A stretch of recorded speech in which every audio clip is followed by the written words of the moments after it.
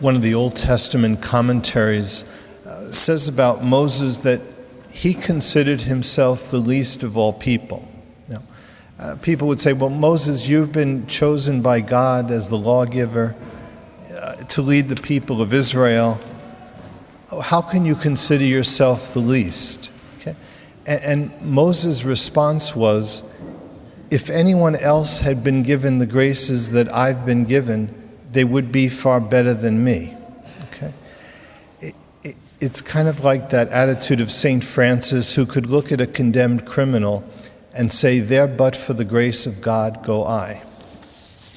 Now, St. Augustine's commentary on today's gospel is that the sinfulness of the conduct of the Pharisee lay in his refusal to admit that he was even more in God's debt than was the sinful woman. Yes, the woman had had many sins forgiven by Jesus, but for this she was grateful. But how much more grateful should Simon the Pharisee have been? Simon, who had by God's grace been preserved from having sinned in the first place. Rather than scorning the woman, he should have been on his knees thanking God for the mercy shown to him.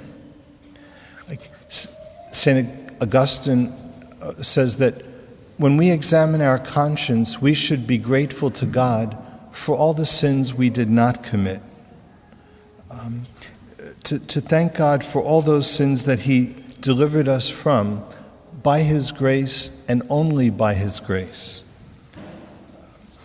And actually his quote is that we are to account all sins as though forgiven, from which God keeps us, that we commit them not.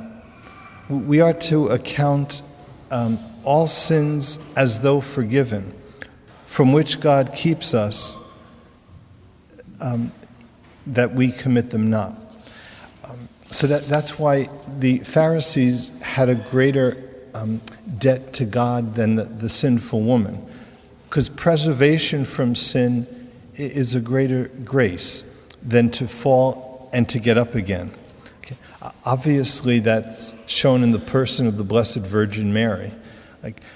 They say mercy is the limit that God sets on evil. Mercy is the limit that God sets on evil. The less evil that God permits, the greater his mercy shown to us. So the Immaculate Conception was the greatest of all mercies, the greatest of all graces, because God allowed no evil to touch the Blessed Virgin Mary. But she recognized in humility and in gratitude this grace from God. She's the Virgin most humble. She's the Virgin most grateful. Okay? Not because she sinned and was forgiven, but because she received a greater grace, preservation from sin, all sin. And it's the virtue of humility that guards and protects every virtue.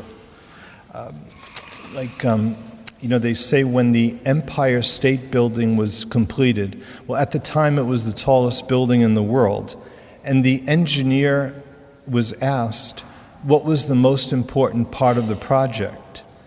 And without hesitation, he said, the foundation. Okay, the foundation. Because whatever you put on a good foundation is going to remain. But if you put something on a bad foundation, it's all going to sink into the mud. Well, humility is called the root and the foundation of all virtue. Okay? Like tall buildings have deep foundations. The taller the building, the deeper the foundation. Okay? Just like plants. Tall trees have deep roots. Otherwise, they would fall over. Okay? So plants grow upward, but they also grow downward. Okay? And spiritually, if we wish to grow upward in virtue, we must grow downward in humility. Okay? Ever-deepening humility enables us to sustain ever greater virtue. Okay? So ultimately, the greatest obstacle that can come between us and God is pride. And so we ask God to deliver us from seeking after the crumbs of praise and admiration, and give us this gift of humility and gratitude, because humility puts us on the greatest makes us spiritually daring, because we base everything on confidence in God. See, pride is confidence in self. And confidence in self is really confidence in nothingness. But confidence in God is humility. And confidence in God can accomplish anything. Like they say, God and one is a majority. So with confidence in God, we can accomplish all things. It was